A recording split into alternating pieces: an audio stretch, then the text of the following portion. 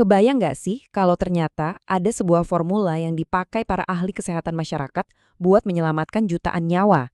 Semacam kerangka berpikir yang bisa mengubah masalah kesehatan paling rumit sekalipun jadi langkah-langkah yang bisa kita kerjakan. Nah, di sini kita akan bedah tuntas formula ini. Dan yang lebih penting, kita akan lihat gimana cara kita bisa pakai formula ini untuk hidup yang lebih panjang dan pastinya lebih sehat. Oke, kita langsung mulai aja ya. Cerita kita dibuka dengan sebuah kasus nyata, sebuah misteri epidemiologi yang nunjukin betapa pentingnya kerja-kerja di bidang kesehatan masyarakat. Dan ini bukan cuma teori di buku loh, ini soal hidup dan mati. Coba bayangin ya, kita mundur ke tahun 1991. Lokasinya New York City, kota yang nggak pernah tidur, selalu ramai, penuh energi. Tapi, di balik semua hiruk-pikuk itu, ada sebuah ancaman yang menyebar diam-diam. Sesuatu yang gawat sedang terjadi, tapi belum banyak yang sadar. Nah, di tengah situasi inilah, seorang detektif penyakit, keren ya sebutannya, dari Pusat Pengendalian dan Pencegahan Penyakit atau CDC dapat satu panggilan telepon yang bakal mengubah segalanya. Yang menarik dari kutipan ini, kita seolah-olah dengar langsung dari detektifnya sendiri. Dia ini masih baru, lagi semangat-semangatnya cari kasus besar pertama.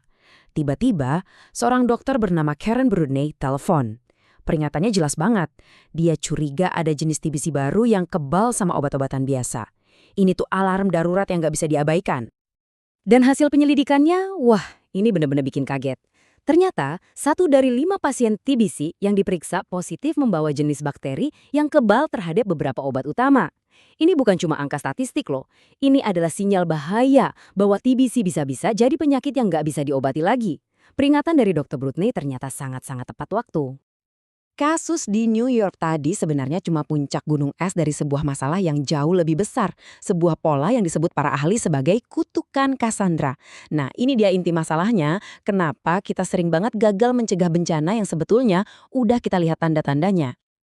Jadi intinya apa sih kutukan Cassandra ini? Sederhananya begini, ada jurang pemisah yang dalam. Di satu sisi, kita punya ilmu, kita punya data, kita tahu cara mencegah sebuah masalah. Tapi di sisi lain, kita sering banget gagal untuk bertindak. Kita tahu apa yang harus dilakukan, tapi ada aja yang nahan kita. Sampai akhirnya, semua terlambat. Kenapa jurang ini bisa ada? Ada 4 penyebab utamanya. Pertama, paradoks pencegahan. Kalau pencegahan berhasil, kan seolah-olah nggak ada masalah. Jadi orang lupa betapa pentingnya tindakan itu. Kedua, kekuatan ekonomi. Seringkali keuntungan jangka pendek lebih diprioritaskan daripada kesehatan jangka panjang. Ketiga, mitos kehendak bebas. Kita ngerasa semua pilihan hidup itu murni keputusan kita. Padahal kita sangat dipengaruhi oleh lingkungan dan iklan. Dan yang terakhir, diskon hiperbolik. Ini kecenderungan alami otak kita. Kita lebih milih hadiah kecil sekarang daripada hadiah besar nanti. Kue coklat hari ini tuh rasanya jauh lebih nyata daripada jantung yang sehat 10 tahun lagi kan? Terus gimana dong cara kita ngelawan kutukan ini? Nah, disinilah formulanya mulai berperan. Langkah pertama, dan ini yang paling dasar adalah melihat. Kita harus bisa bikin ancaman-ancaman yang nggak kelihatan ini jadi jelas, jadi nyata buat semua orang. Tapi pertanyaannya, gimana caranya? Gimana kita bisa menyorot masalah yang tersembunyi yang mungkin aja ada di depan mata kita, tapi nggak kita sadari? Contoh paling pas itu kasus di Angka, Nigeria. Di sebuah desa, banyak banget anak meninggal secara misterius. Awalnya, semua dokter menduga ini penyakit biasa. Malaria, pneumonia, meningitis. Tapi setelah diselidiki lebih dalam, pembunuh sebenarnya adalah sesuatu yang sama sekali nggak terlihat. Keracunan timbal. Dari mana asalnya? Dari debu sisa penambangan emas ilegal yang menempel di baju orang tua mereka. Dengan melihat lebih jauh dari sekedar tersangka biasa, mereka akhirnya menemukan akar masalahnya. Oke, setelah kita berhasil melihat masalahnya dengan jelas, tugas kita belum selesai. Formula ini punya 2 langkah berikutnya. Kita harus percaya bahwa solusi itu mungkin, dan kemudian kita harus menciptakan sebuah rencana yang sistematis untuk membuat perubahan itu terjadi. Membangun rasa percaya ini penting banget. Soalnya, tanpa keyakinan, nggak akan ada gerakan. Lihat deh contohnya. Di India, ada program yang membuktikan kalau TBC bisa dikontrol, bahkan di area yang tadinya dianggap paling nggak ada harapan. Atau di Australia, kampanye Slip, Slop, Slap yang simpel banget, pakai baju, lotion, topi, berhasil mengubah cara pandang publik dan bikin kanker kulit jadi sesuatu yang bisa dicegah. Keyakinan inilah yang jadi bensin untuk bertindak. Dan saat kita masuk ke tahap menciptakan perubahan, dampaknya bisa masif banget. Lihat angka ini, lebih dari 10 juta. Itu adalah perkiraan jumlah nyawa yang bisa diselamatkan dalam 25 tahun ke depan hanya dengan satu tindakan, menghilangkan lemak trans buatan dari makanan kita di seluruh dunia.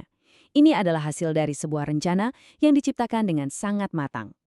Kesuksesan sebesar ini nggak datang tiba-tiba. Ada cetak birunya. Ada rencananya. Contohnya pakai teknis replace dari WHO ini. Perhatiin deh langkah-langkahnya. Tinjau, promosikan, bikin aturan, nilai, ciptakan kesadaran, dan tegakkan. Semuanya sistematis, terstruktur, dan bisa ditiru di seluruh dunia. Inilah cara kita menciptakan perubahan nyata.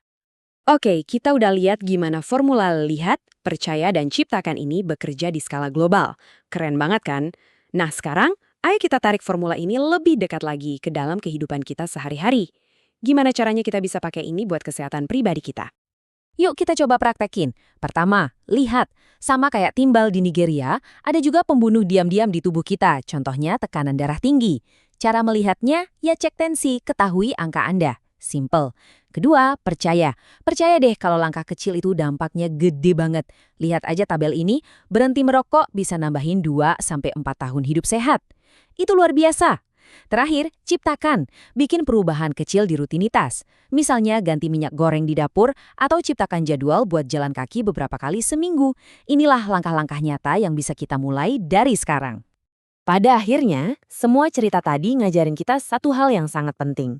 Apa yang tadinya kelihatan mustahil, ternyata bisa jadi mungkin kalau kita punya cara dan kerangka kerja yang tepat. Jadi, pertanyaannya sekarang kembali ke kita masing-masing. Dengan formula yang sama di tangan kita, kemungkinan baru apa yang akan kita ciptakan untuk kesehatan kita sendiri?